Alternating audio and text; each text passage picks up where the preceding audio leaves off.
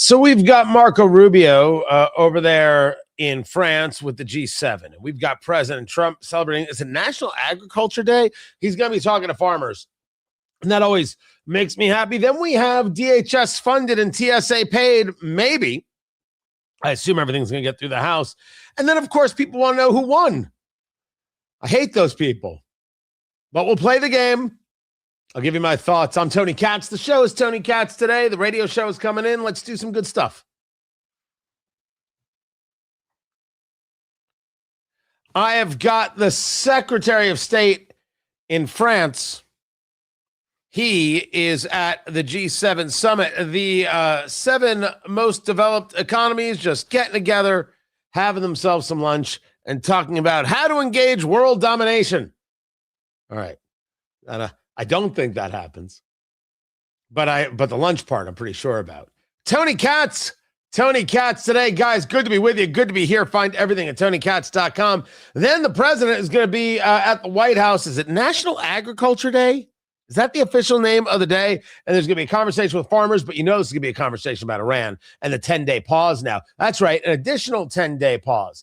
And then, of course, his executive order saying we're going to pay the TSA agents. Can you do that via executive order? Direct the Secretary of Homeland Security to pay the TSA agents? And then the next thing you know, here come Democrats and Republicans to say, you know what? We'll fund the DHS. Not the whole of DHS. We won't fund ICE and Border Patrol, but ICE is funded through the one big beautiful bill. So what really is the loss here? Democrats didn't get any of their reforms, yet somehow I've got media painting this, phrasing this, positioning this, that it was a huge win for the Democrats. No one is surprised the press would do this? Huh. Shocking. Shocking indeed. So there is a lot to get into. And when Secretary Rubio starts, I'm going to bring it to him. When President Trump starts, I'm going to bring it to him. But this whole idea of winning and losing, we can break this down a couple different ways. But let's start where we start.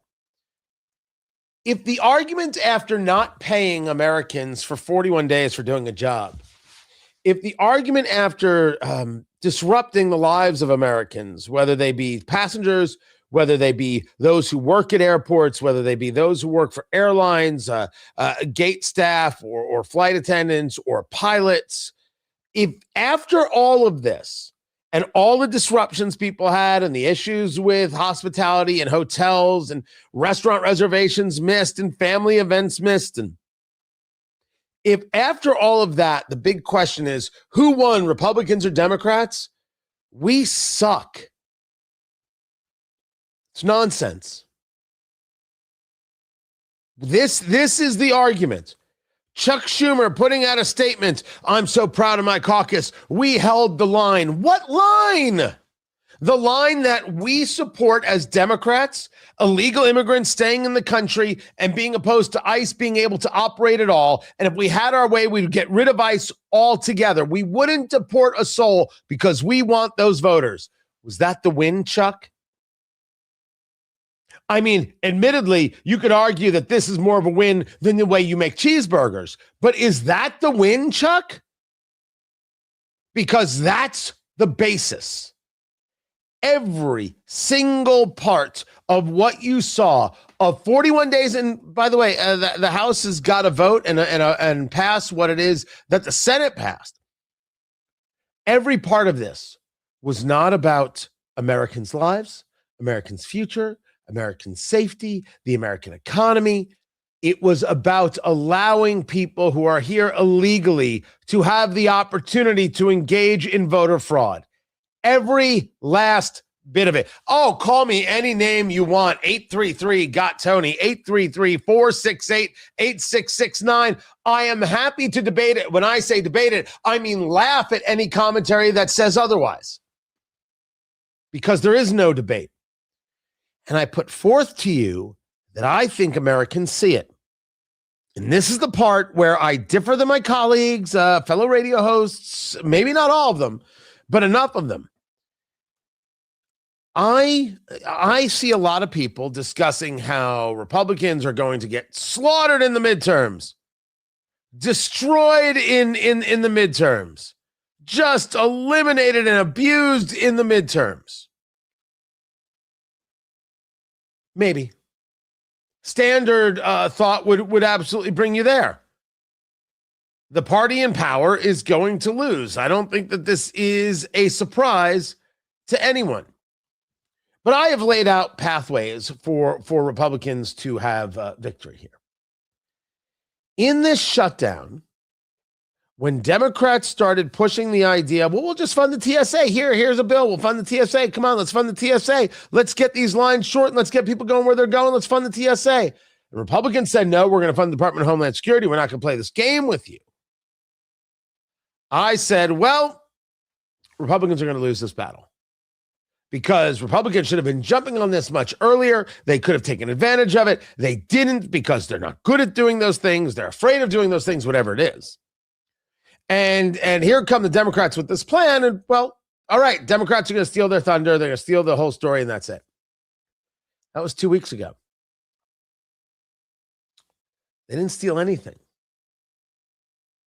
They didn't steal anything at all. It didn't work. It didn't capture the attention of the American people. There was no drumbeat about this from the American press. Like it was a non-starter. Democrats had a moment and it didn't work. And I'm sorry, I'm stuck on the why.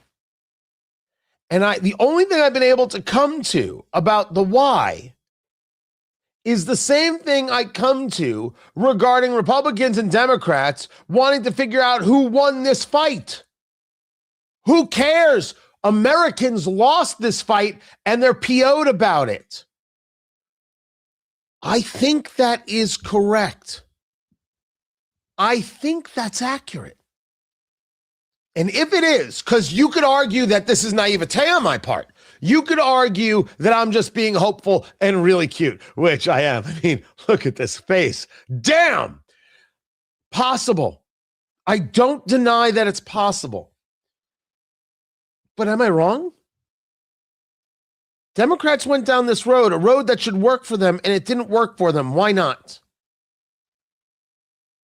The media should have been all over this, just drilling it into people's heads.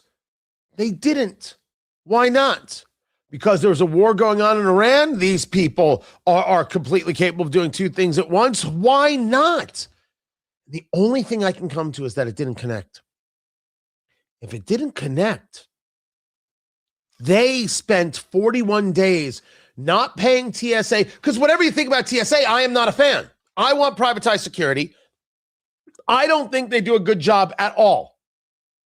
I think it is a nonsense system where the TSA agents are abusive to the passengers. I think it's part of the massive problem we have in flight and with America, and it has to stop. They are the ones who have to be retrained, and we have to rethink the entire process. But it's a job, and they get paid for it, and now they're not getting paid. What do we expect from them? It would be a silly thing to expect them to still show up on the job and do the thing. 41 days, are you doing that? And Democrats did it joyfully. We're not paying them. All for the sake of illegal immigrants. And that's the narrative that is held. And what I'm saying to you is that the true, I think I've got it right, the winners and losers conversation is what makes us hate them with passion. Winners and losers, Chuck Schumer, you scummy things you can't say on radio. And who? What do you mean? Who won? Is that what this is about? You having you're Randolph and Mortimer Duke, and now you handed John Thune $1 because he won, or he handed you one. People's lives are on the line, quite literally on the line. Who won? But I am not so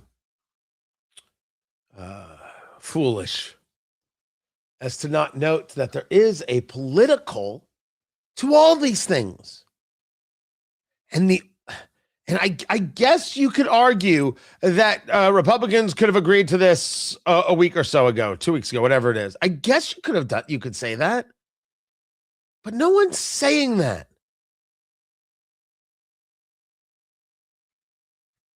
Democrats said we could fund TSA just by itself, and it never went anywhere. The media did not pound on that, did not push Republicans on that ever. It went nowhere. Why? And the only thing I can come to is that America has already made up their minds. Now, which way did they make it up? Did they say this is Democrats' fault and just leave the thought process ending there like a dangling participle just hanging in the air? Or did they say these Democrats care way more about illegal immigrants than they do about me? They think they take my vote for granted. They take me for granted. They take everything about us for granted. They really don't care. Maybe it's naivete. But I hope that's the case, that people are waking up to the realization that this progressive party cares more about the illegal, more about power than they do about the people. More about party, more about power than it is about people. More about control than it is about country. And dear Lord, that is an opportunity for the midterms I did not expect. I don't mean Republicans will necessarily be victorious. I am saying this idea of some great slaughter, maybe that's people speaking too early when we talk about November. Marco Rubio is scheduled to speak after the G7. President Trump is speaking from the White House to farmers and about, I think it's National Agriculture Day. So everybody gets some beets and we will enjoy. No, I meant the food, not the earbuds. Sorry. You're going to have to get with Dr. Dre on your own. I'm Tony Katz, and this is Tony Katz Today.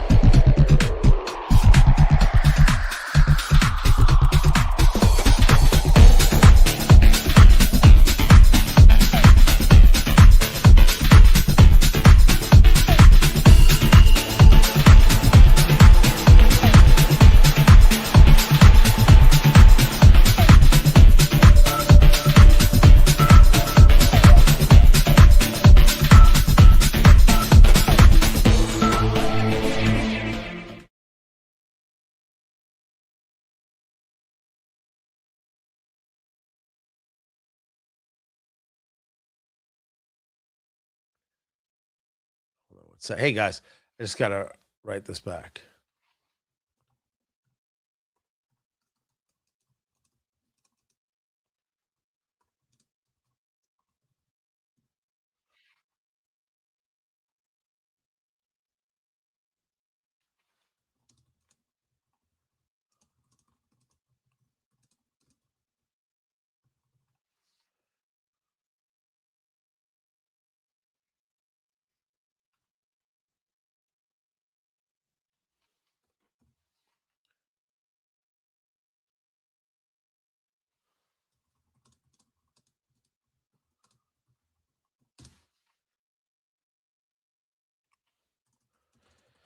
There we go.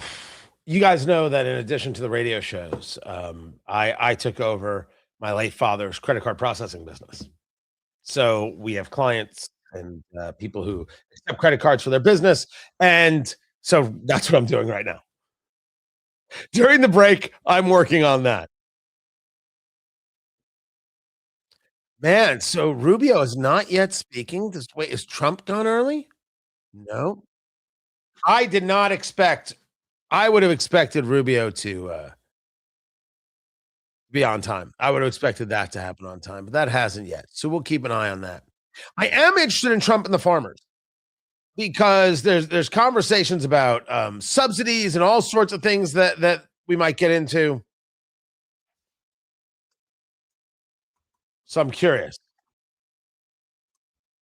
And then of course he's going to comment on everything DHS and TSA. So I'm very curious.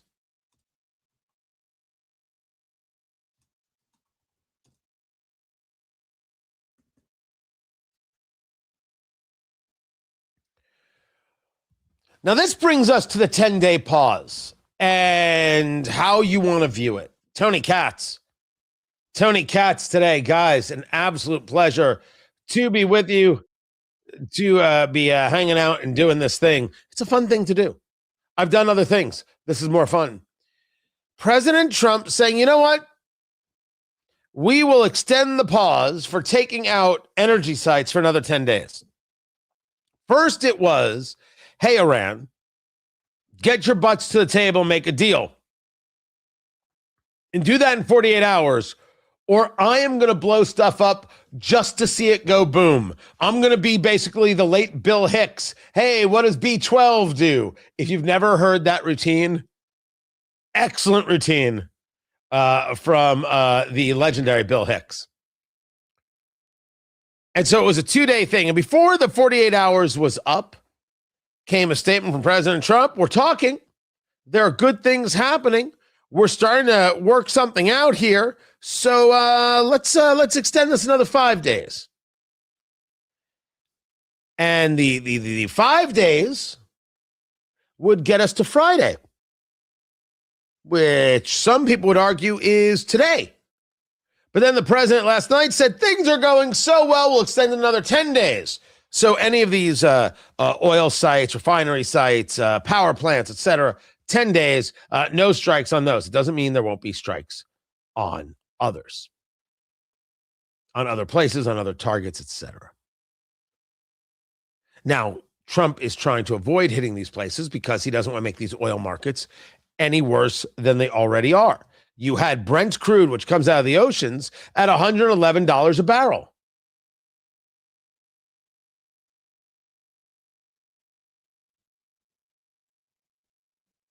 $111 a barrel is higher than you want to be and has sent gas prices into a place that has people mostly upset. But for the sake of just comparison and people being rational, you have John Fetterman. That's right. The senator Democrat from Pennsylvania making sense of the world. Because when you take a look at gas prices, how come nobody ever complained about Biden's term? I checked, where gas was a gallon, 2 years ago in 24, and it was around it's 360, 365 for a gallon. And the world wasn't on fire. And, I remember any Democrats complaining about it. And I gassed up my Jeep when I was in New York at the Sheets, and it was like 374, 375 a gallon. So I mean, like overall, yeah, gas is higher than it was before this when you are having an military engagement.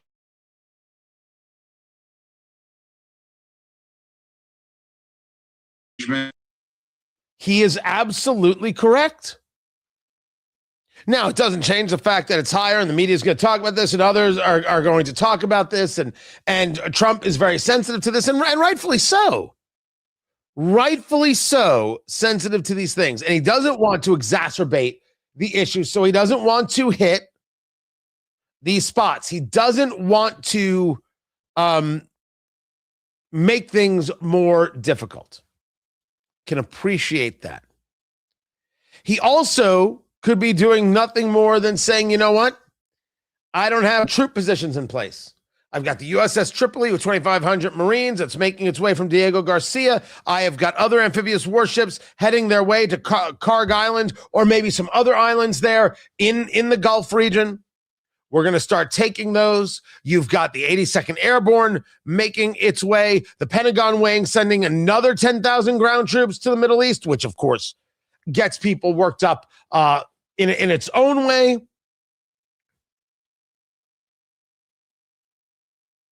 The delays from President Trump could mean a whole series of things. And again, I don't have an answer for the key thing, which is who in the world is he negotiating with? Who? But I would say, and I you haven't heard it yet, my conversation with Noah Rothman, it's deep and it's detailed. Noah Rothman of National Review. And it's to this idea that there are those in media, those on the woke right, they think they know everything and they know what everything means. And they think that they've got this all figured out. And they don't know, I believe the expression, to quote Tony Soprano, is ungats. They don't know anything. They desperately want to have an answer so they can desperately share an answer so they can show their followers exactly how smart they are. And they don't care if they're right or they're wrong. There's always a reason why they can change their mind, and somehow no one ever notices that they have changed their mind because they were full of crap earlier. Why is Trump engaging all of these delays? I don't know. Is it a misdirection? Is it to get troops there? Is it because he really doesn't want to take out these things? Is it because the negotiation's going well? We don't know. What is seemingly bothersome to the vast majority of Americans is that they're bothered that they don't know. And this is because we have, for the last few decades, engaged conversations as, here's how we're going to spend these 5 days, and then we're not going to do another thing. Here's what we're going to do is just a little ping, right? Just a little hit, little pinpoint drop. We're not going to do another thing. I like that we don't do that anymore. Or I should say, I hope that this is the start of not doing this anymore in the very, very rare instances where we may have to do this. It's okay that we don't know yet. It's okay that the people that we elected have people in control, in positions to be able to do these things because they've planned this out. And it is okay that we don't get every bit of information as soon as we want it. It's okay. What's not okay is that when these moves are made, we have a press or we have a woke right or others who want to say, well, he doesn't know what he's doing. Oh, he's bumbling this war. What kind of anti-American nonsense bull garbage is that? And I argue that you are right to despise those people. I do. They are not worth your time, your attention, your love. They ain't worth a damn thing. We do also have to ask ourselves what is winning, but that might be another conversation for another day. Keep it here. This is Tony Katz today. Now, I want to answer a question, respond to something, because, Eddie, I am sorry if my honesty bothers you. I'd said really quickly I was answering an email. When I do the live stream is a companion, that's the word I'm looking for. A companion piece to the radio show. I am unabashedly a radio host. Now, it might not be that way forever. And part of what we've been doing here with the live stream is to see if this is my future. If radio can move out and this can be everything. But the radio show is my focus. That's where I'm paid.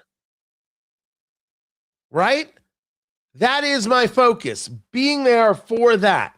And I get to now engage the video in addition. So sometimes I'm taking care of something and then I get myself back to it and I am totally present for the radio side. If that is bothersome, okay, it's my show. It's my name and I'll do what I do. But when you write what the hell has happened to the media in Indy, I don't know about them, but I'm right here 6 hours a day in Indianapolis. Never mind what I do on weekends. Just so you know where the focus is. Now, what people would tell me is, man, your focus should be all digital. Why in the world would you even want to focus that's on radio? Radio's deader than dead. It isn't, but man, is it difficult. You're not wrong when you say the digital is the future and the podcast is everything, and look at what's happening, and look where dollars are going and attention is going. So I wanted to address that with you. I didn't say Iran isn't a big deal. Not in the slightest, man. No. I said we may not have all the answers. We may not be given all the information right away. That is okay. How possibly could you be given the information right away if there's no information to give? If Trump is extending out a time frame so he can engage in some other way, do I want him to tell people that?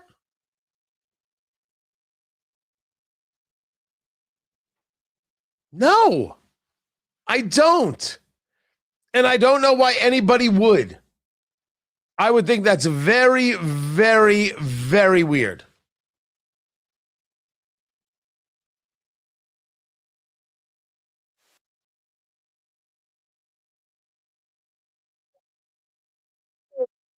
Go get a new radio. I didn't say radio is dead. I do radio. I'm a believer. I'm a buyer. I'm just saying that it's difficult in a world where podcasts have so absolutely dominated and digital dominates. I'm in a position of working on growth, growing audience and growing stations. It's just much, much tougher than it used to be because there's so much bifurcation and so much competition, which, listen, competition is cool.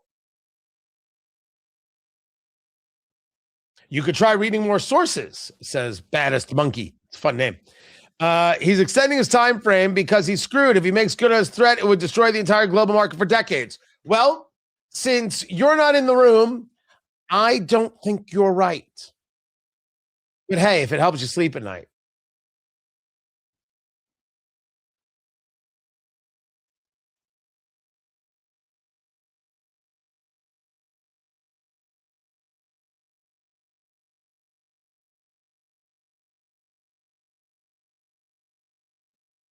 So we'll get more into what's going on with Iran and certainly the funding of the Department of Homeland Security. Tony Katz today.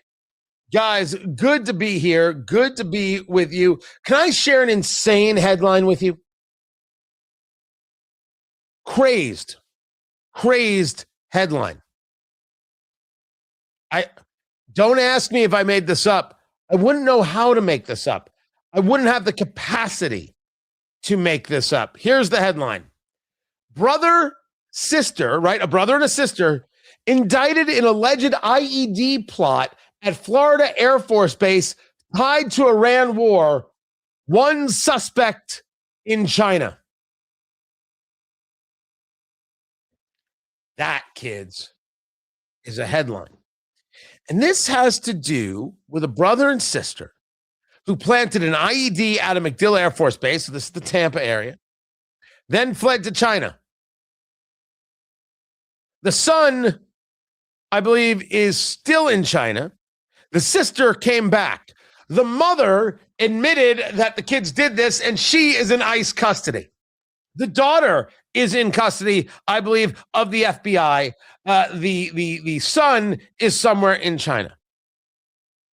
The charges against them about unlawful making of a destructive device, possession of an unregistered destructive device, a sentence up to 40 years in prison.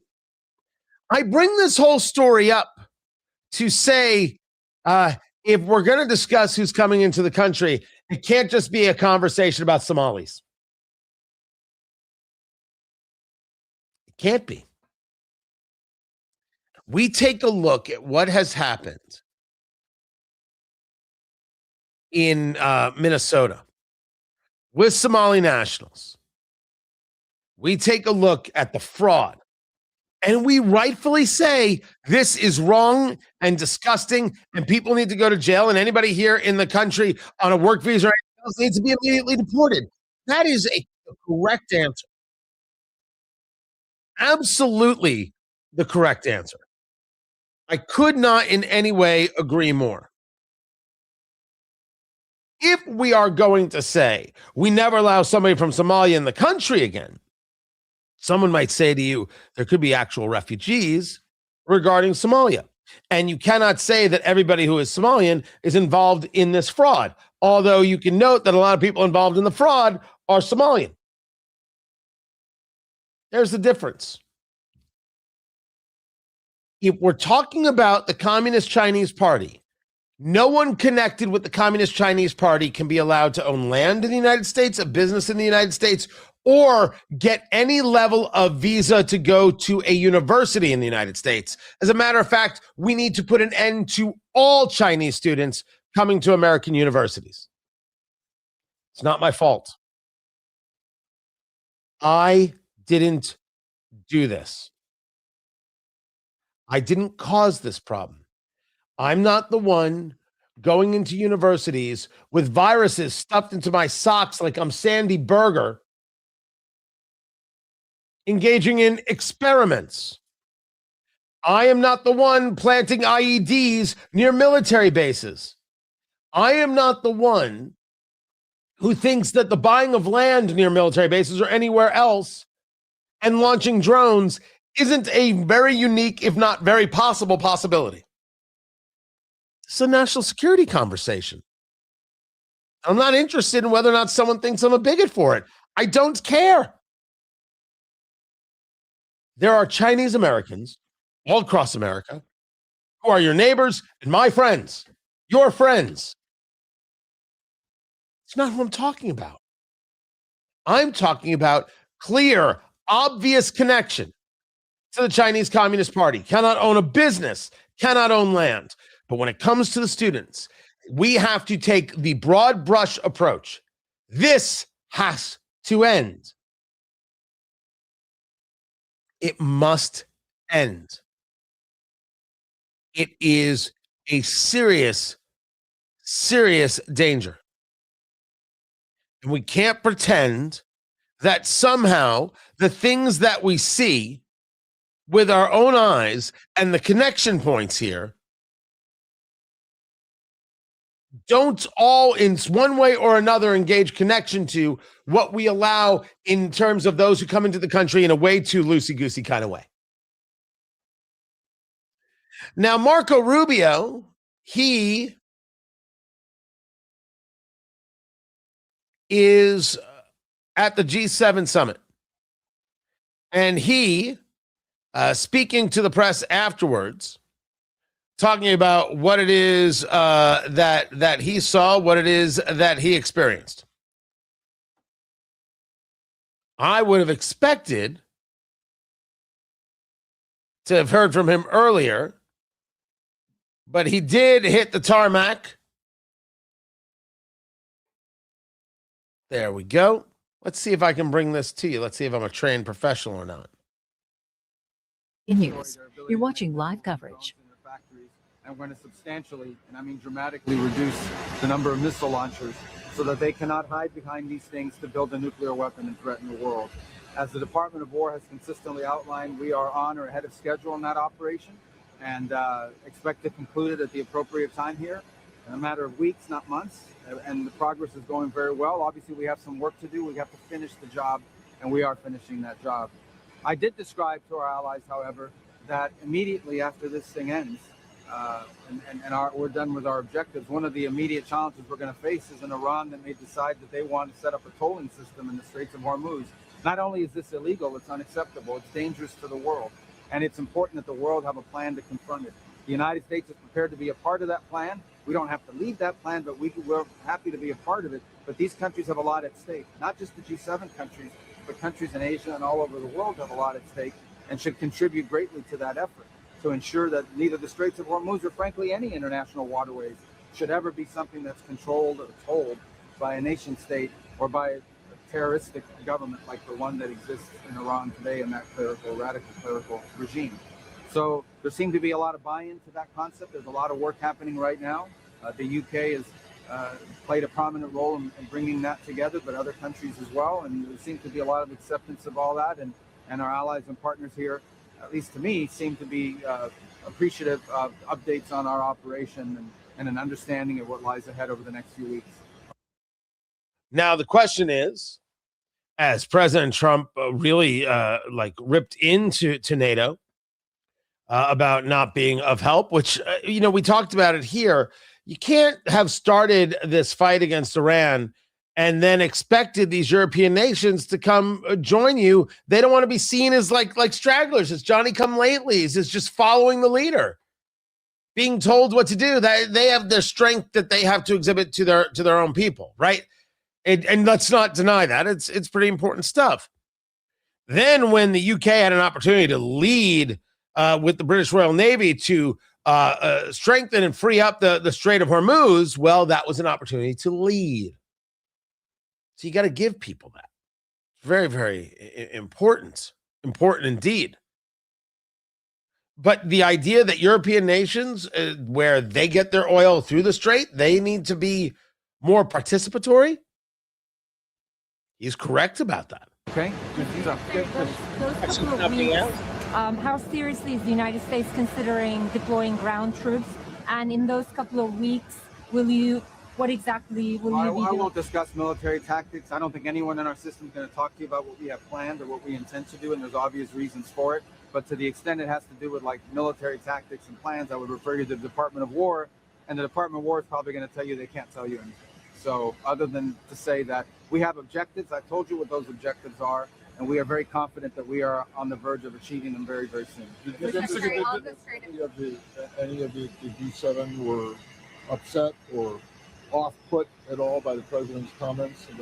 And they never act that way in front of me. Maybe they say that to you guys, and maybe they say that in other interviews or when they go on the press, but not in front of me. They don't. I never get that. On the contrary, these meetings are oftentimes about thanking America for the role we've played in trying to bring peace in Sudan.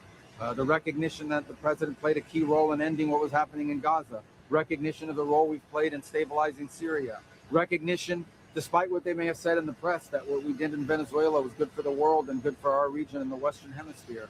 A recognition of the role we've played in setting up, along with others like Canada, the gang suppression force in Haiti. So, and appreciation for the mediating role we've tried to play in this war between Russia and Ukraine. So I don't know. I mean, you guys ask me these questions, like if I go into these meetings and these people are angry, no one there screams or raises their voice or says anything negative. And if they did, I would remind them, but I don't need to, but I would remind them of the role America's played over the last year. Has been a very productive role and very helpful to them. And I would just say this, and I said this yesterday, I'll say it again now. Iran is governed, not the Iranian people. The Iranian people are phenomenal people. They deserve way better than what they have, which is a radical Shia clerical regime that has basically taken that country's wealth and used it not to build roads and bridges, not to build healthcare systems or universities, not to build a better, more prosperous country. They've used the wealth of that country to sponsor terrorism, build rockets, build drones, build missiles, build sea mines. That's what they've done with it, and try to kill people all over the world. And this has to be dealt with. That country was a threat for 47 years. Okay, that regime has been trying to kill and has been killing Americans all over the world for 47 years. We have a president that was not going to allow that to continue unfettered. So when we are done, Iran was already weak. When we are done with them here in the next couple of weeks, they will be weaker than they've been in recent history, and they will not be able to hide behind those weapons to break out and get a nuclear weapon, which would be crazy. For these people to ever get nuclear weapons would be crazy. Look what they're willing to do with the weapons they have now. They hit embassies, they target hotels, they try to kill civilians, they splash out at all their neighbors. Imagine if these radical lunatics had a nuclear weapon to threaten the world with. And then, of course, they murder their own people. So you've got Marco Rubio answering the questions there about the meeting with the G7, which the press saying, are you feeling a lot of pressure? Haven't we learned this already? It's like the whole Greenland debate. Publicly, they're all up in arms. You can't take Greenland. We're going to stop you from doing this. We're going to have a talk with you privately. Oh God, they pray quietly to themselves in the dark corners that the United States gets some control of Greenland so they can have Operation Golden Dome, or I should just say the Golden Dome, working on their behalf to protect them from the Russians and the Chinese regarding hypersonics. They already know Iran can throw a missile 2,500 miles and hit them. What kind of thing is this? Of course they want the U.S. to have some control of Greenland. They may not say it out loud, but they say it in private. Right? They know what's in their best interest. No, they're not screaming and yelling. And as we have seen from the region, the Arab states want Iran gone. Me, why do I want Iran gone? I want the regime gone so there's no more terrorist threat. And I would like to have 5 minutes of not talking about the Middle East. Boy can dream, can he? Meanwhile, President Trump has started speaking there at the White House. He's got a bunch of farmers in town. I'm going to bring that to you in full. So I'm just going to hit a little pause on that. And I will bring that to you in the next hour, because you know he's going to bring up Department of Homeland Security. You know he's going to bring up the war. And I assume he's going to say the price of beef. What's with that? I'm assuming that's what's going to come up. So I will bring that all to you. We'll take the quick break. I'm Tony Katz, and this is Tony Katz Today.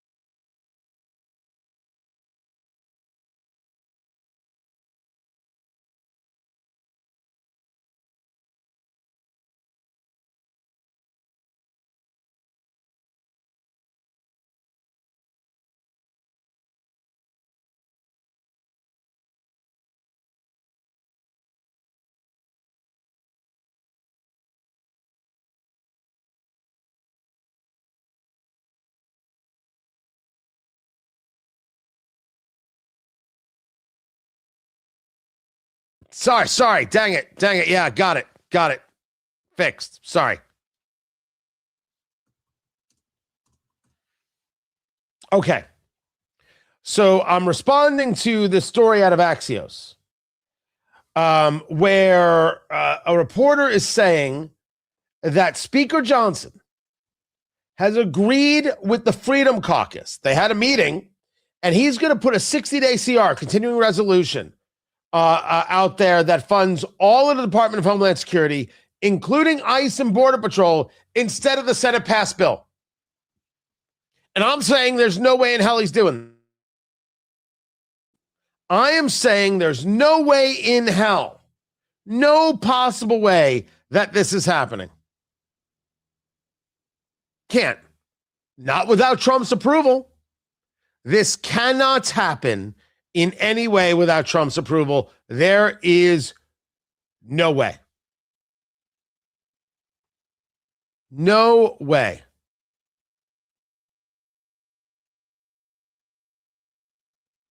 Just to be clear.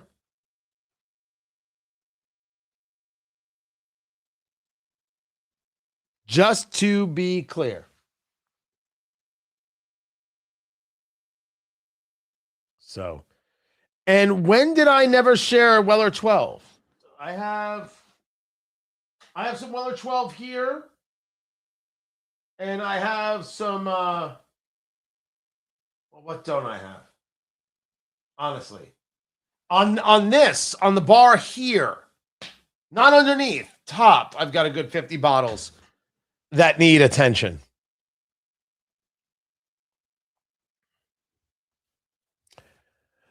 Let me finish up with some questions that are being sent to Secretary Marco Rubio, Tony Katz today, and I'm staring incredulously at this tweet from Kate Santalis, or is it Santalis? She's with Axios. And what she wrote is that House Speaker Mike Johnson has met with the Freedom Caucus in the House. Remember, what the Senate passed to fund Department of Homeland Security, get TSA agents paid. First, we should be clear, that doesn't happen if President Trump doesn't say, here's an executive order, hey, Homeland Security, pay the TSA agents, which I have no idea if he can even do that. Right? Congress has the power of the purse. How do you write an executive order to get people paid? I don't know. But neither here nor there. The president was making action, and it caused the Democrats to engage a reaction, which was to say, okay, we'll pass this version. That's my take. So what she is reporting is that Mike Johnson agreed with the Freedom Caucus to, instead of putting the Senate passed bill on the floor, put on a 60-day continuing resolution that funds all of the Department of Homeland Security, including ICE and Border Patrol. There is no way that's happening. There's no way that's happening. First, if it's happening, it has to have Trump's approval that he wants to extend this out and he thinks he can get TSA agents paid. That has to be a fundamental to this. You can still get TSA agents paid and you can pass a CR to fund everything while you all take time to work it out, putting pressure back on the Democrats, but not putting people's lives and livelihoods at risk. That is a political win. But I can't imagine Trump wants to do that, especially when you can pass anything regarding Border Patrol funding via reconciliation and not need any Democrats. So we are not done. We are not done with this fight. Meanwhile, President Trump, he's in front of a whole bunch of farmers doing, well, it's a lot of cowboy hats. Farmers and ranchers. And the president is speaking to them. I will bring that to you coming up in a little bit. Keep it here. I'm Tony Katz. This is Tony Katz Today. Interesting.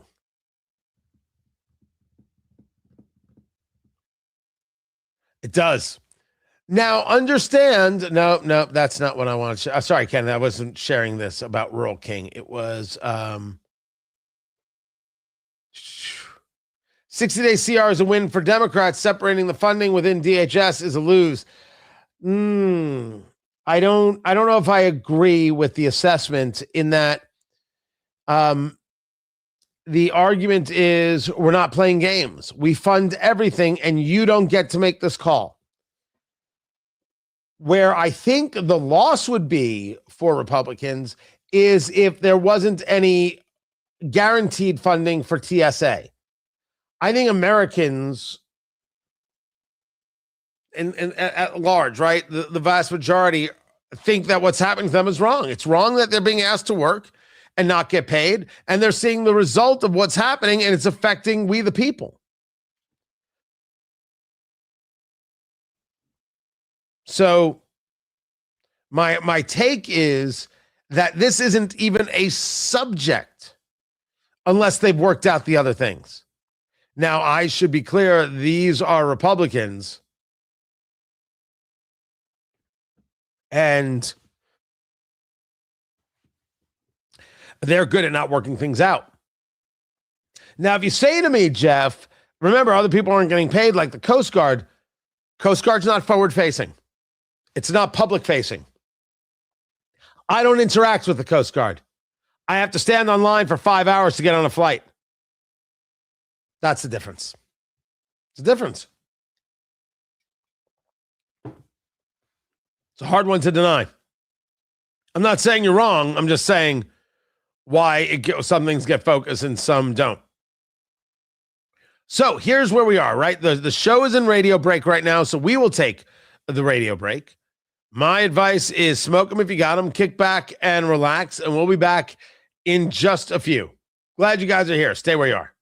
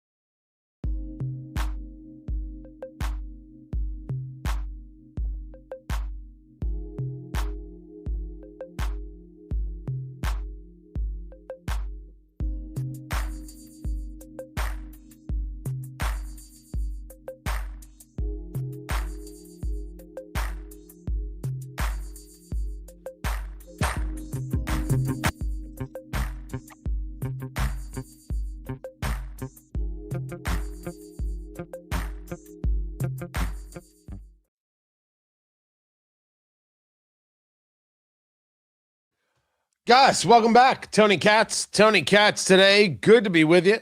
Good to be here. We've got a lot to get to. Let me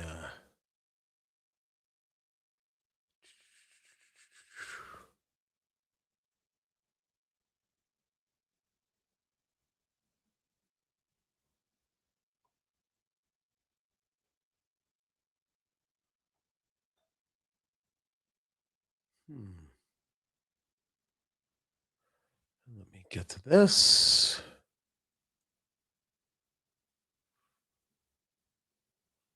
And that. All right. So I've got President Trump right over here. And we're going to get to that and his talk to the farmers who are there in front of the White House. A lot of them. There's a whole bunch of people hanging out at the White House. So I want to share that.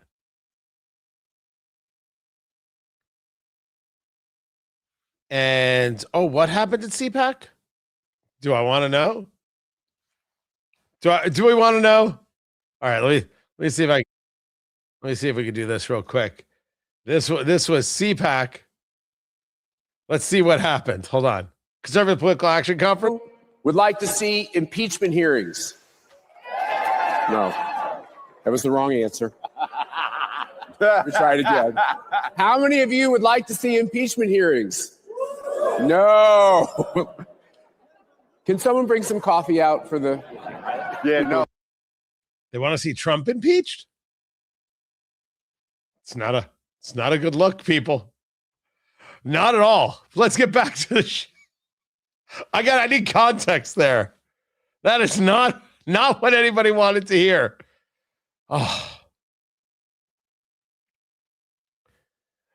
President Trump is speaking to the farmers. I think it's National Agriculture Day. Tony Katz today. Guys, a pleasure, as always, to be with you. He's up there. He's like on the balcony. There are hundreds and hundreds of people there. Producer Landon, you're right. It looks like all the extras in Yellowstone. And the president is speaking. But I'm thrilled to welcome all of you to the South Lawn for the single largest gathering of American farmers that the White House has ever seen, has ever had.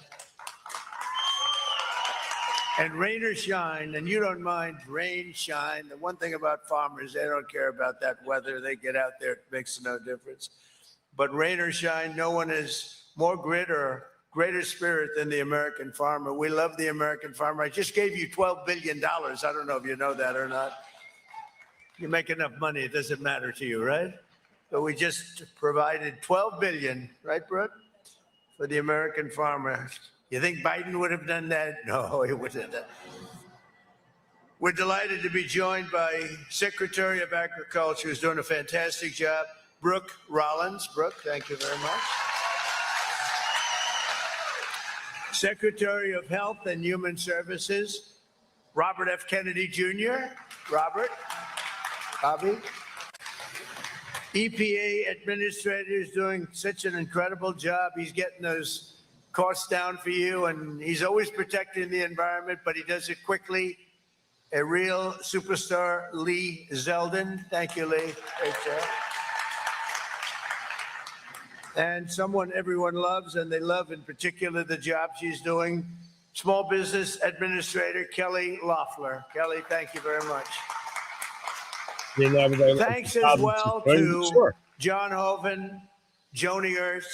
All right, Pete so he's going to go about giving a whole bunch of chairman of the House thanks and appreciation, Agricultural senators that are there and everything else. G.T. Thompson. The $12 billion And I'll was tell you, they're subsidies. Remember, this was money that was going to be they are tariff money. warriors. Funny how that Representatives subject has fallen off the Jim radar. Baird, Randy Does he owe the Feenstra, money?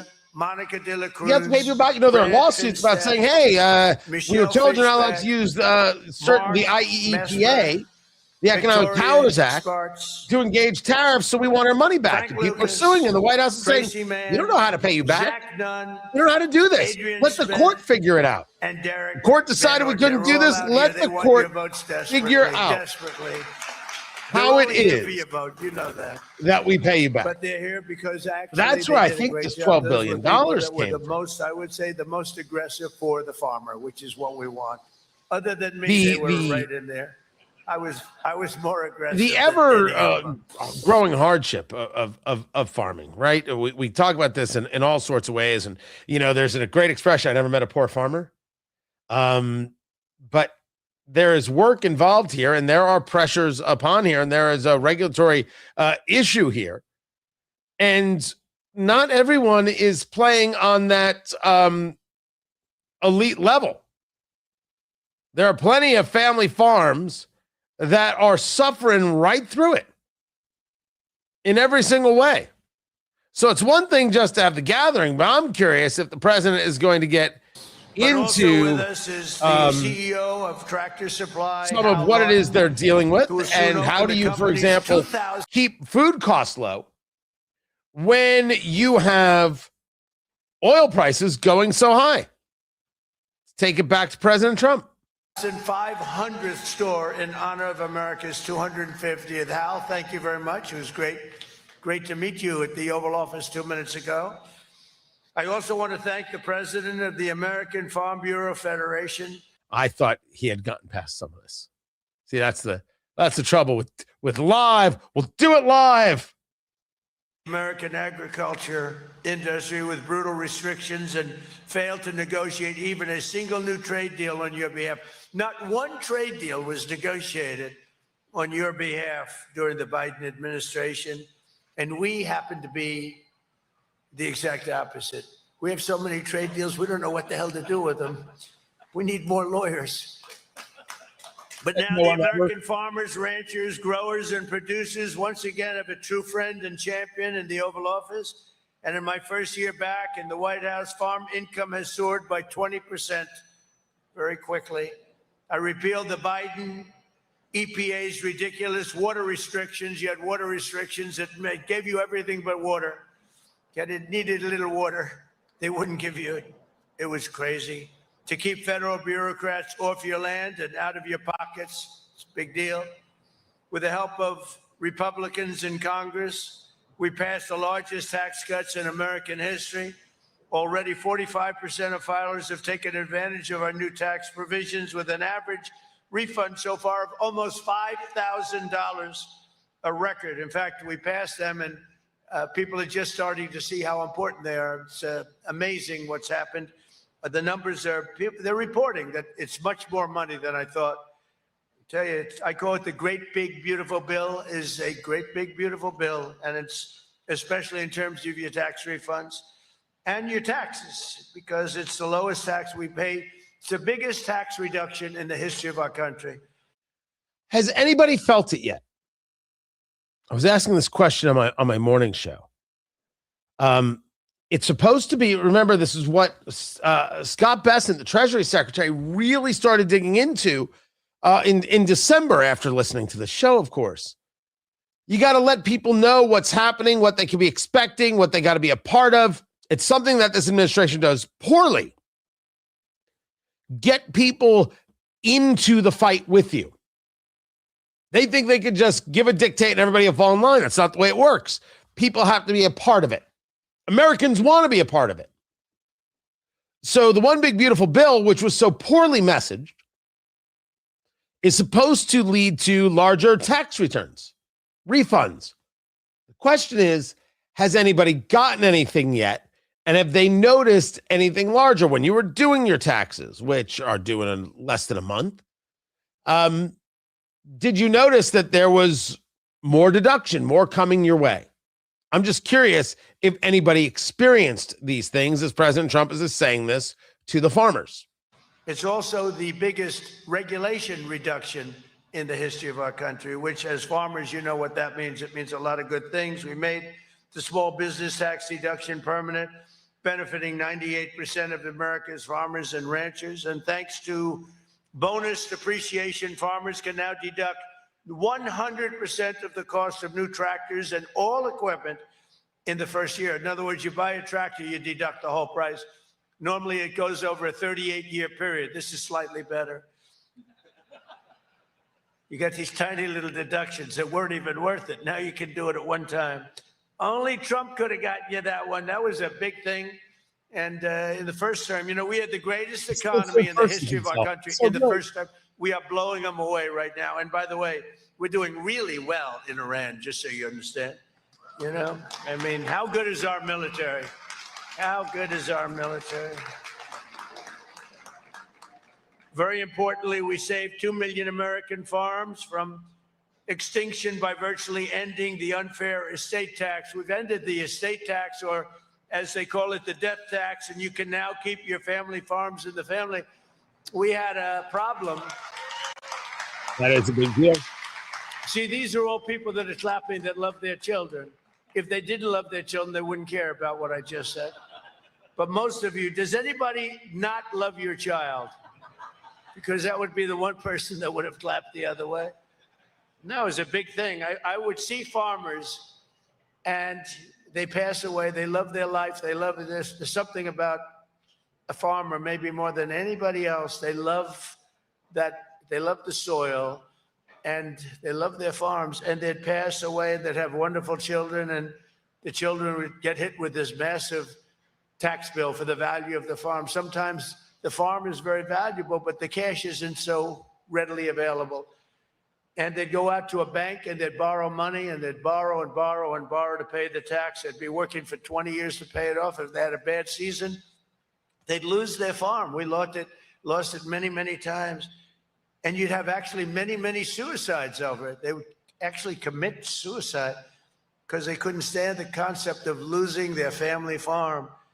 And I ended the death tax, or the estate tax, on family farms and small businesses. So I think you're appreciative of that. It was a terrible thing. No terrible thing shouldn't do happen. It's too bad that so many people in the past couldn't have taken advantage of it, because it would have made a lot of happy people out of people that really have had a miserable life. Well, it's not that the life was miserable, it's the life was made miserable. This idea that somehow government is entitled to our labor is madness. That it's somehow unfair to leave things to your children, that belongs to some government bureaucrat because they decided that's what's good and decent. I have discussed this before. I want to leave it all to my kids. Don't tell me. I'll take care of any charitable organization as I see fit, but my job is to take care of my children. And if they want to spend the money the way they want to spend the money, just like I do when I'm alive, fine. I'm going to leave it to strangers and not my own kids? That's madness. Government thinks that they should be involved in that process. It is obscene. So what the president is actually engaged in here, whether he knows it or not, is a conversation about philosophy. The difference between us and them, the difference between the conservative and the liberal. It isn't theirs, it is yours to do with as you see fit without the concept of acceptance. No leftist gets to decide what you do with your money. And they sure as hell don't get to say, well, we get our share. It isn't theirs. I will decide what to do with it. And it's going to my kids. And anybody who would put forth a policy that says, no, it should go somewhere else, and you shouldn't have a say, that's someone you don't vote for. Not worthy of your vote, not worthy of your time, and not worthy of your love. We'll catch up with some more from President Trump in a moment. Keep it here. This is Tony Katz Today.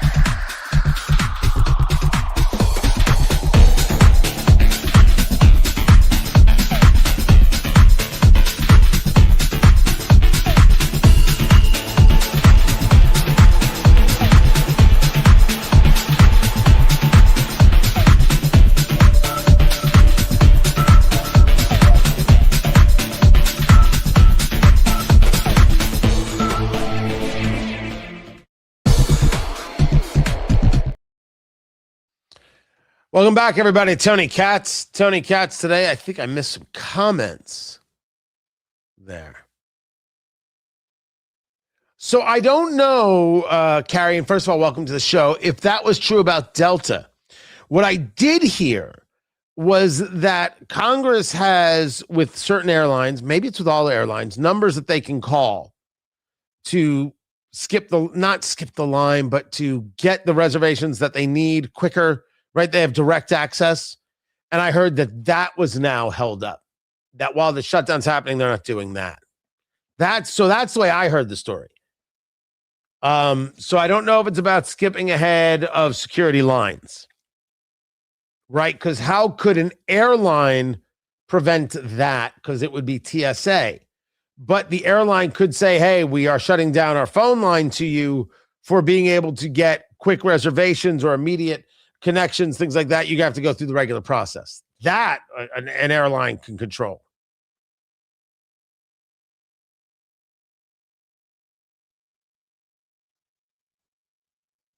So again, this is Kenneth now asking this question about skipping the front of the line at TSA. This goes back to a story yesterday that we discussed regarding Representative Nancy Mace, where she's accused of doing that. And she said the video they had was from over a month ago before the shutdown took place in New York. And I have a security team because I get a couple thousand death threats each and every year. So yes, I'm not surprised if they do. Now I've been in airports with members of Congress, with senators, and so they're waiting like everybody else. But I can't say I've ever been waiting in the TSA line with them. Now that I think about that. So I'm not 100% sure what the rule is there, but it had to have been TSA and not an airline specifically. That would be my take.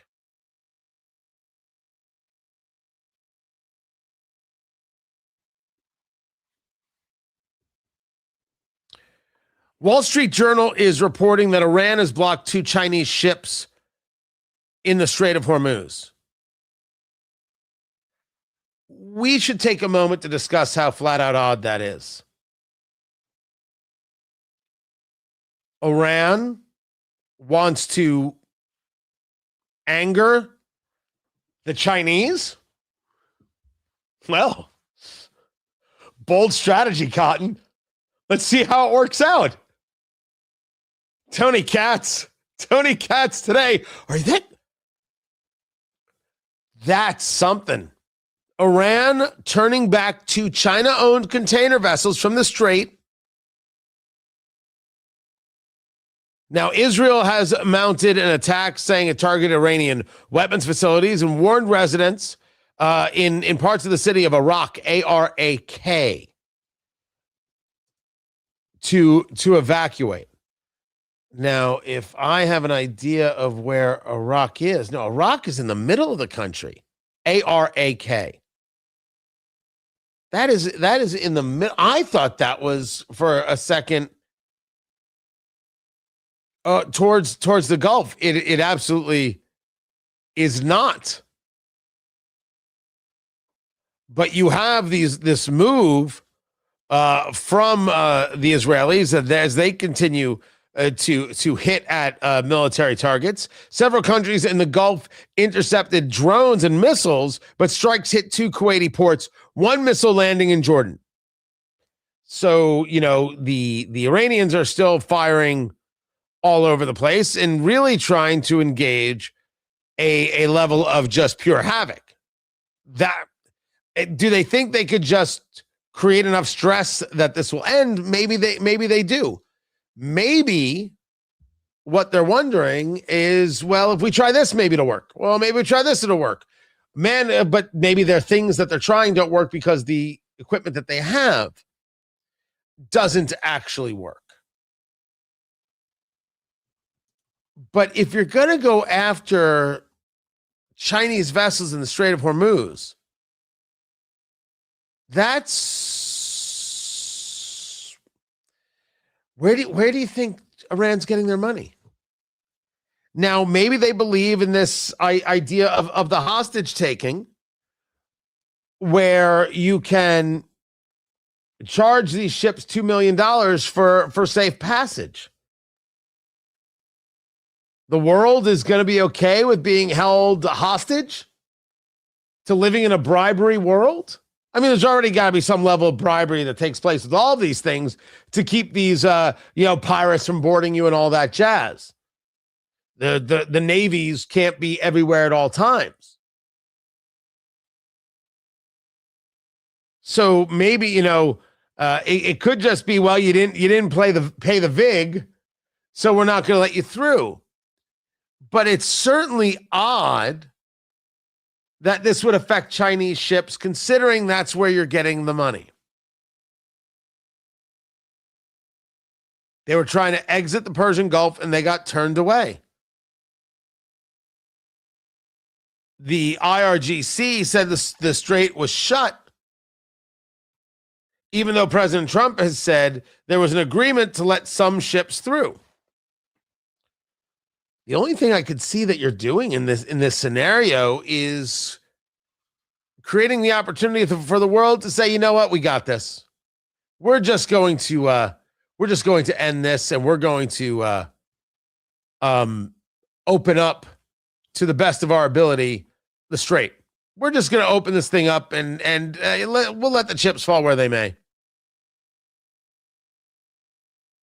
But we're not going to have this anymore. We're not going to put up with this anymore. We're not going to take this nonsense anymore. No.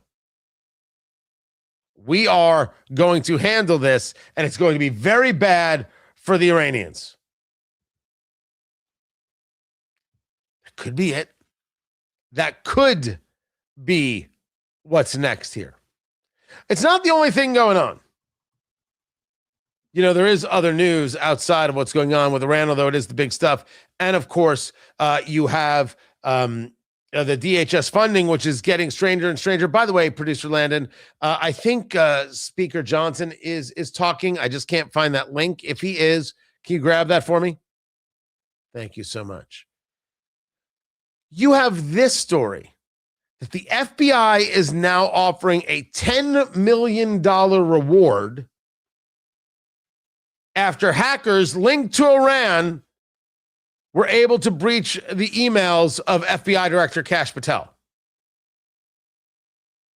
FBI says investigating. They call the data historical in nature, unrelated to government systems.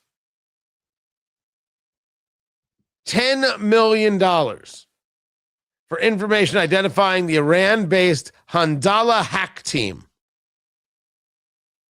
I don't know. What does Handala mean? Do we have a definition there? Let me see if I can figure that out. Handala is a prominent national symbol and personification of the Palestinian people. This according to Wikipedia. Okay. All right.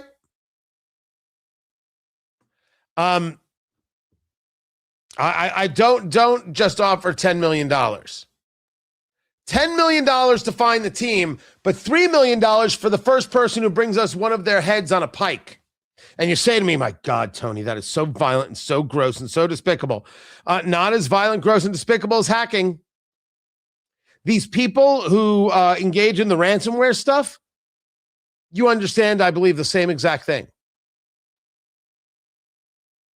The hacking, now this is of course war, and so you should expect many things to happen in war. But man, do I despise the hackers in a huge, massive way. Do I despise the hackers? Also, that they would tell us it's not, anything of major import of things being worked on. I don't know if I 100% believe them. We don't know what got hacked. We don't know where the access is. This is the latest. If I can get you Speaker Mike Johnson, I will. It's a busy day. Keep it here. This is Tony Katz today. All right. Thank you so very, very much. Guys, stay right there. I'll be back momentarily.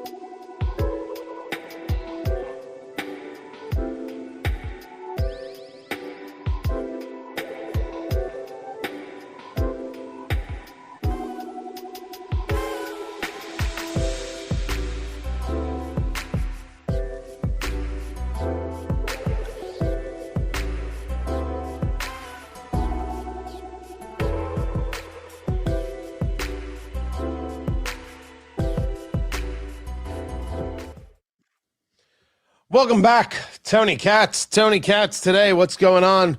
You got me that link, producer Landon. Thank you very, very much.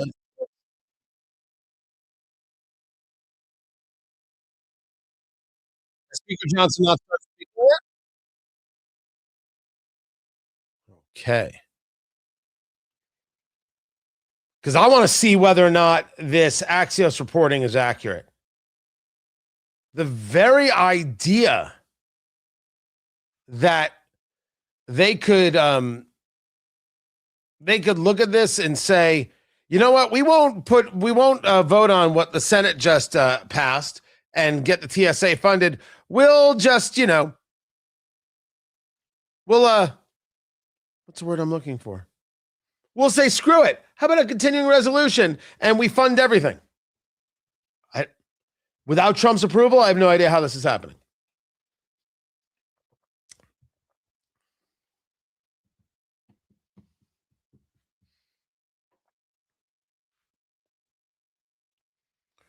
Three more things. Tony Katz today. Guys, it's a pleasure.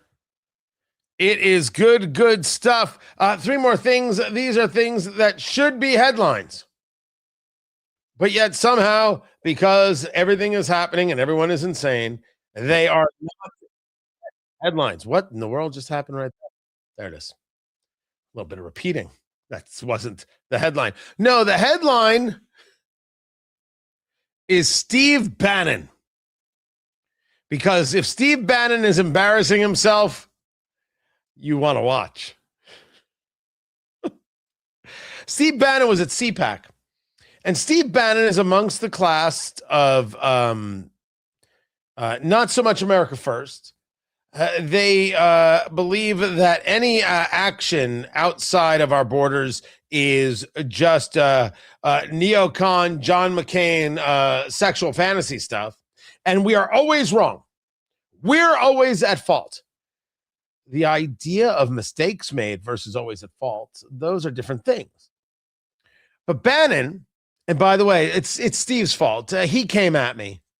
He came at me calling me a stock Republican. So every now and then I just got to bitch slap him. It's just the way it goes. I didn't do this, right? I didn't make the rules. These are the rules of the street. You come at the king, you best not miss. Yes, in this situation, I did refer to myself as the king, which I agree with you. Super weird. Steve Bannon, he's at CPAC, the Conservative Political Action Conference, and he thinks he's the leader of these people. And we shouldn't be at war with Iran. There was nothing imminent. We shouldn't be doing anything. And the Israelis are doing this and all that crap. And he's like, here, let me take a poll. Let's do a little poll here. This is all hardcore MAGA leadership, grassroots leadership, right? Okay. That's the good news. Now comes the hard news. You got to make some choices. Who among you would advise President Trump we have to finish what we started? How many would say right now, get an off ramp and let's get out of here by Saturday? I'd say 60-40 in favor of finishing. 65-35 for finishing. 65-35. He believes that he understands exactly where these people are and exactly what they think. He doesn't understand Ungats. He understands nothing. How much influence do these people really have? Why do we think it is so massive? That's different than whether or not I concern myself with any influence they have because there's a follower count. It's all bots. None of it's real. None of it's real. I don't know if I can risk the fact that none of it's real. And by the way, I never call for deplatforming. Let Bannon do his show and let Megyn Kelly do her show and Tucker do his show and Candace. I mean, admittedly, spending your day going after a widow is super weird. It's super creepy, super weird. But hey, everyone's got a fetish. But she's just a twist and a turn away from flat out being a stalker. What I want is an aggressive counter to the nonsense that they put forth. What they put forth is ugly. What they put forth is obscene. What they put forth is madness. And they're totally disconnected from where the people are.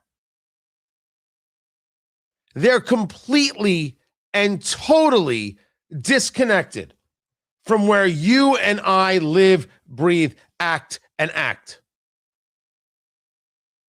I just repeated myself right there. They aren't close to understanding. What they are is very focused on engaging a certain audience and how much can they dominate that audience. We've discussed this before about 20 to 29-year-olds and how they are really kind of desperate to own and control that group. That's where the future is. That's what gives them the most longevity. So therefore, that's where they want to be.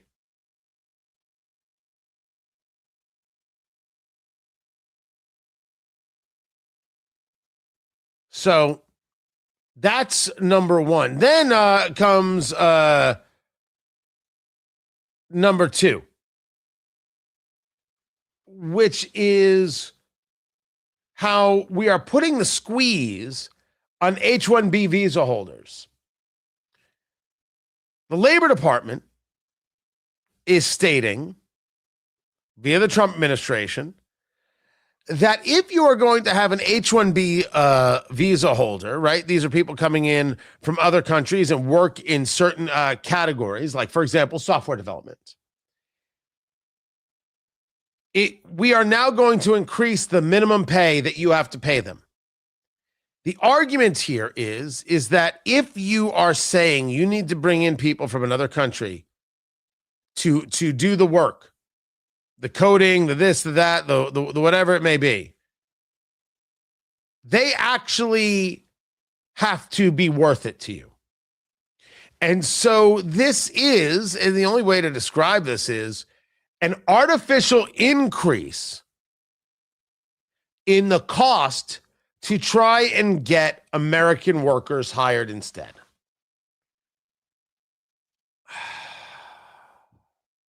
It's a bit creepy in that that's not how we see ourselves. It's not how we see America. It's not how we see Americans. It's not how we see how we do business, where the government says you have to charge this or charge that. That's not it. That is not who we are. That is not what we want at all. The other side to this is, have we been foregoing American talent for the sake of cheaper foreign talent? Have we been telling people there's no jobs for you, but ensuring jobs over there? Is that something that we should be doing? Now, this is maybe different than how we feel about, for example, trade deficits. And you're not buying as much from us as we're buying from you, and that's not fair. That's a problem.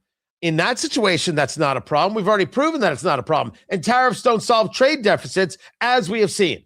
Remember, the tariffs suck. I'm going to get so yelled at. The tariffs suck. A trade deficit where you have some country where we're buying more than they buy from us. Well, they then invest in the United States, so we kind of get the money back. As long as we can get the goods at a good price, isn't that what matters most? And I would argue that the economics says yes, 1,000%. Is that true about the labor market? I'm asking because I think there's at least a worthy consideration there. I can do the math. I can show that it doesn't matter if we buy more from country A than they buy from us, if they're now going to invest in us, because we're the place that you do the investing in the markets here, in companies here. So good. That's good for us. And if having the trade deficit also means that the goods for our people are cheaper, also good. I'm also in favor of this. But if you have people who can't get a job because the job is going overseas, if you will, even if we're bringing that person here, I mean, it's just it's an offshoot of, or it's just a different way to look at offshoring. Now, there are some people who will tell you that there isn't actually a difference. If you've got comparative levels of education and experience, there is a little evidence of pay disparity. This, according to the National Foundation for American Policy. Now, they are an organization that focuses on skilled immigration to the U.S. So they have a point of view. If we're hiring foreign workers because it's cheaper and we're now raising the price and it gets more Americans hired, the vast majority of people are going to say, good, we want Americans to be hired. We want this to take place. I would say that one could argue it on its national security merits. But I think that as people do think about these things, it might get a little stickier for some people. And then because I do like a good list, I'm a sucker for a good list.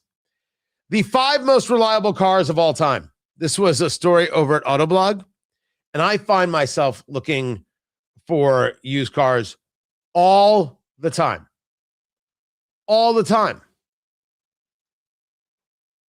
I'm always searching for stuff and looking at stuff. I'm not always buying stuff. I have before, but I'm looking. So they went through. They went through a little bit of history. What are the 5 most reliable used cars of all time? And I think it's just cars. 5 most reliable cars. They were built and they're bulletproof and they could do anything. Now, I know that one of them, although it's not on this list, is the Toyota Land Cruiser. That car will go on for forever.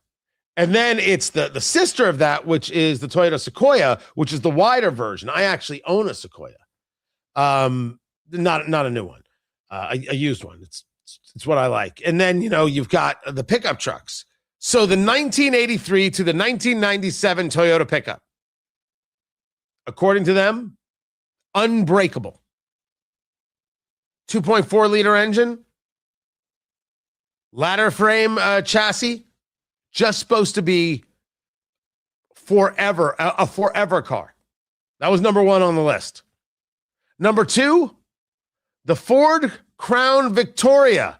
For those of you who used to get arrested in the late 80s and the early 90s, Crown Vic, that is on the list. 4.6 liter modular V8, between 190 and 250 horsepower. Then they get to number 3. Now, I will tell you right now, if I could find one of these, I would buy one of these. Mercedes-Benz 240 diesel or 300 diesel, which is the W123. And they built tanks. Absolute tanks. The 2.4 liter diesel 240D is 72 horsepower. Don't ask me. Tank will last forever. They then go on to the Honda Civic between 1996 and 2000. And yes, the Lexus LS400, first and second generation, 1989 to 2000. Yes, that car will last for forever and a day. More to get to, guys. Keep it here. This is Tony Katz today.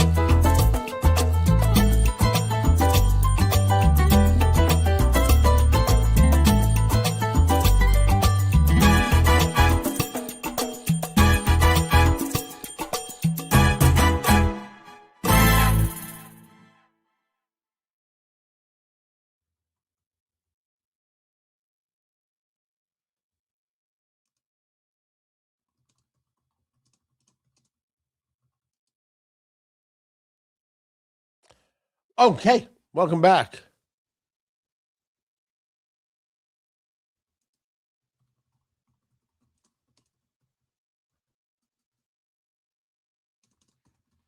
There we go. Okay, where are we?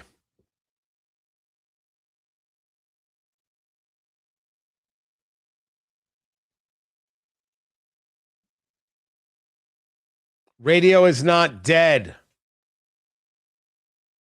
Far from it.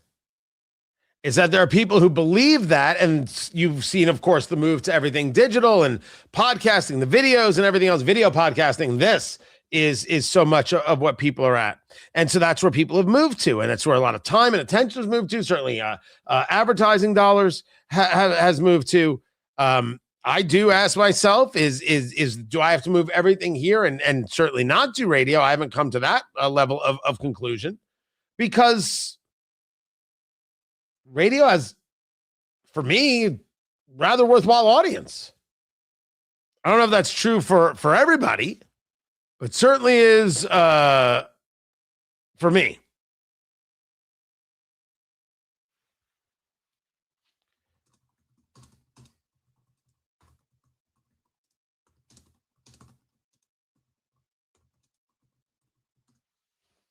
Sorry, I'm looking something up.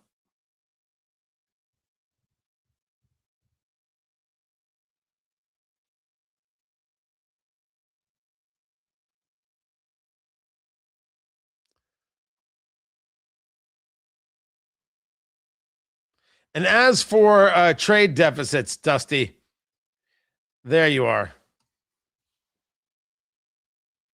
I would love for that to be the case. If it mattered. If it mattered. My point is, they don't matter.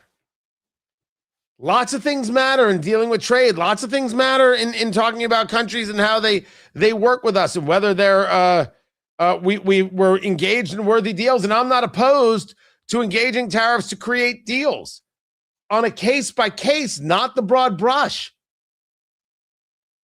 But let's not pretend that the tariffs have made us stronger and better. They brought us deals. I just want to see them implemented. Then we can say, hot damn. The one thing tariffs didn't do was create runaway inflation. That's something.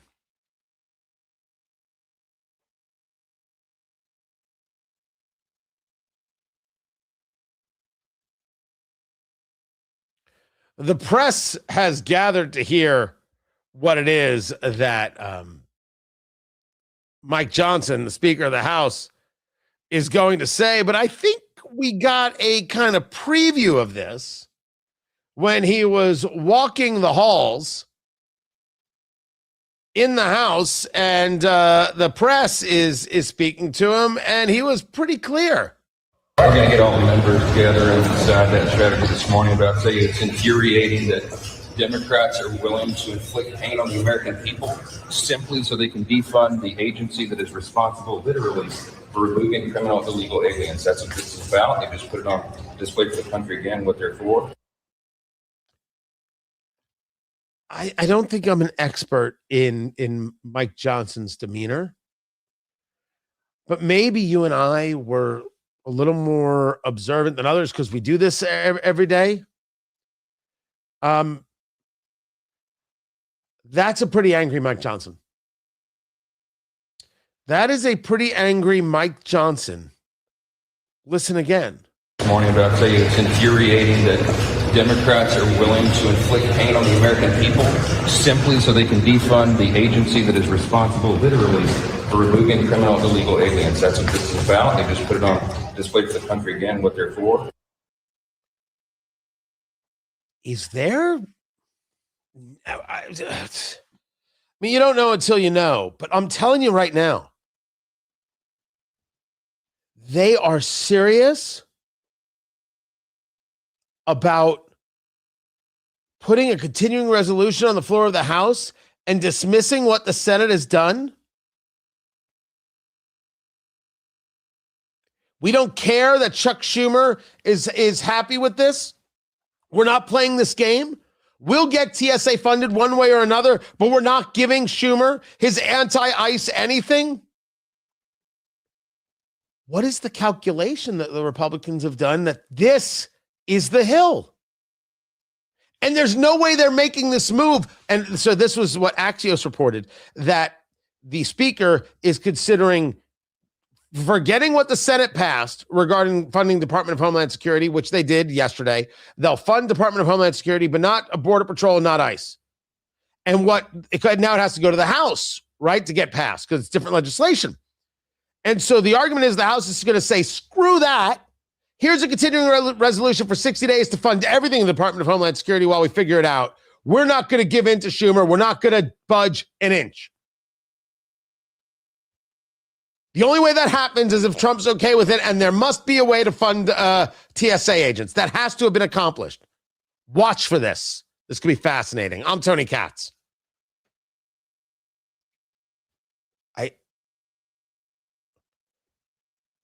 The only way this happens, first of all, if they do this, one could argue that they're insane.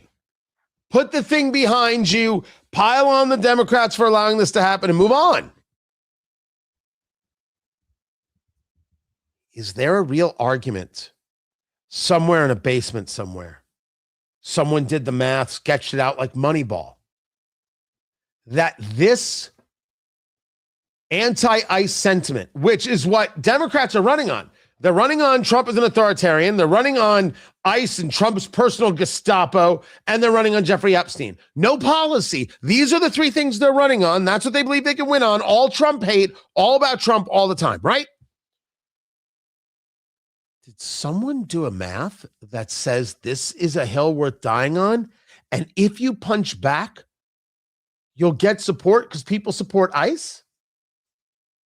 That all the loudness isn't real? Because very often loudness isn't real. Well, we're observers. What the hell does it tell you? It tells me that the only reason to consider this is that it's already been considered. The only reason to consider this is that they see an opportunity in it. Oh, I cannot wait to see what happens. Cannot wait to see what happens. But we will have to wait to see what happens. I've got more radio show happening. You can get that at WIBC.com. Be sure to do that. I can't thank you guys enough for being here. Now, you'll notice much less trolling. I don't actually know why. I can't do the math on that. We still do the shows both ways, both in the landscape and for the mobile. So whatever the case may be, it is. But less trolls, the better. Don't forget to subscribe there on YouTube, Tony Katz, and to TonyKatz.com. Can't thank you guys enough for being here. Thrilled that you're a part of the show. Agree or disagree, I liked some of the conversations today, even if I disagreed with it. But I appreciate that. That's the good stuff. Keep engaging. It's solid and worthwhile. Thank you, guys. I will catch you on Monday. Go enjoy yourselves. Take care.